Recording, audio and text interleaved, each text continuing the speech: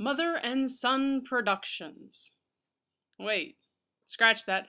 The Son had nothing to do with this.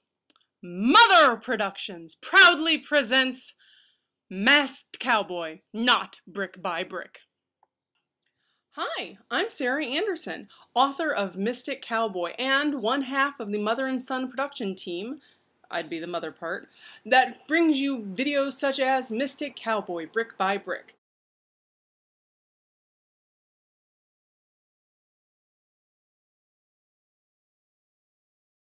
Now, some of you are asking, the introduction said mother, not son. So what's that mean? That means that for this particular video, we're not going to have any Legos arranged in suggestive poses. Sorry. What we are going to have is a real-life inspiration for the hero of my latest Sam Hain book, Masked Cowboy. It features a cowboy in a mask, and I have the video to prove it.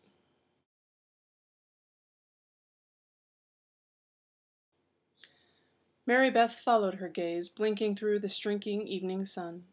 Down the center of a street, a cowboy was riding a horse, leading another behind him. As he got closer, Mary Beth could see the cowboy was shirtless. The golden light settled over his dark hat and shimmered off his bare shoulders. His front was still in light shadows, but if the rest of him was as carved as those dark brown shoulders, things were about to get interesting. Robin hummed, and Mary Beth swore the whole restaurant was humming in pleasure with her. As the lone rider got closer, the shadows eased back a bit, and Mary Beth realized there was something different about this cowboy. He had an eye patch. Whoa, hunk on the hoof, just like in a romance novel. But as she blinked through the angular sunlight, Mary Beth realized the patch was far larger than the kind a pirate would wear. The swath of dark leather started at his left temple, covered his left eye, and continued down over the center of his face, coming to a sharp point over his nose. Mary Beth shook her head, but the patch remained the same. "He wears a mask?" she whispered to Robin, afraid to break the spell that gripped the cafe. "Shh," Robin hissed. The masked cowboy rode right up to the cafe and stopped. That really happened. The masked cowboy rode down the middle of the street, Red Lodge, Montana, in 1998, leading an extra horse that I was pretty sure was just for me. Unfortunately, I was on vacation with my mother and my grandmother, so riding off into the sunset with the masked cowboy wasn't actually possible. What happens in the book? Well, you're going to need to get a copy of The Masked Cowboy and find out for yourself. It's pretty worth it. What happened in real life? My mother took video. No, I'm walking the horse. It